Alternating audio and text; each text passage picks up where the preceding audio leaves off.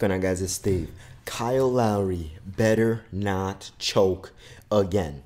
Okay, he better not choke again. Here's why.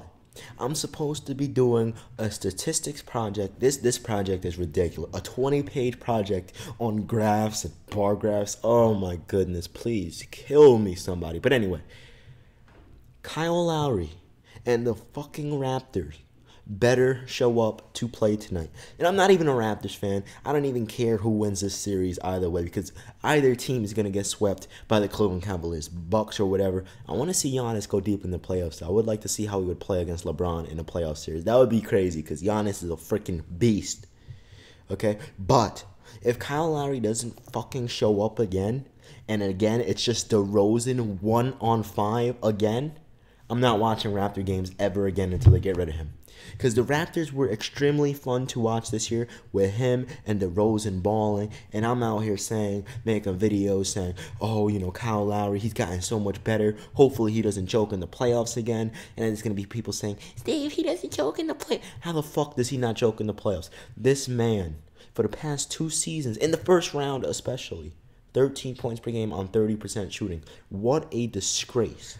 Okay, I didn't want the playoffs to come to watch DeRozan play 1-on-5. I wanted the playoffs to come to see DeRozan and Lowry go up against Giannis and Chris Middleton, Greg Monroe, and the rest of them boys. Jabari Park. This was supposed to be a really good 7-game series. Probably not. 6-game series. I thought Toronto would win. Now I'm not too sure. Because if Milwaukee wins Game 2 and Lowry doesn't show up, the Raptors are done.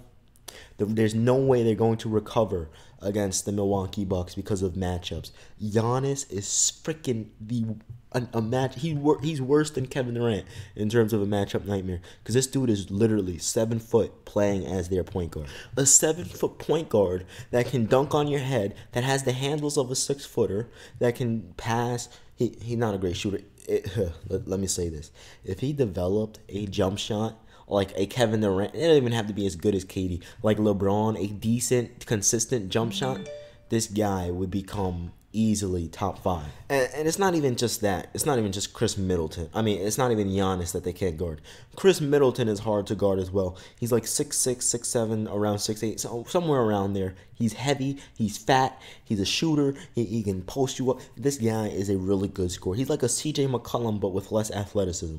Extremely hard to guard, pretty much unguardable because of his strength down low.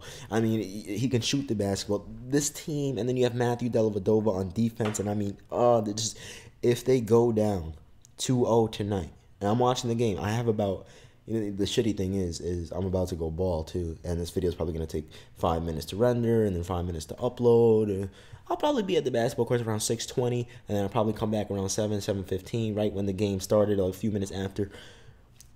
If Toronto, mark my words, if Toronto loses Game 2, the Milwaukee Bucks will defeat them in 5 games.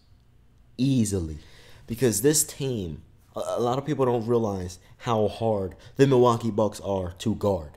Okay? You have Greg Monroe down low, you have Jabari Parker.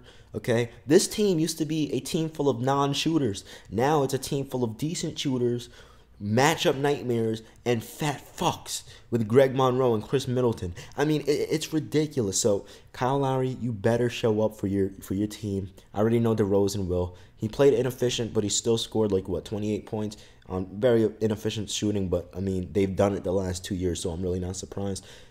I'll say this for the first time and for the last time. Only once will I say this.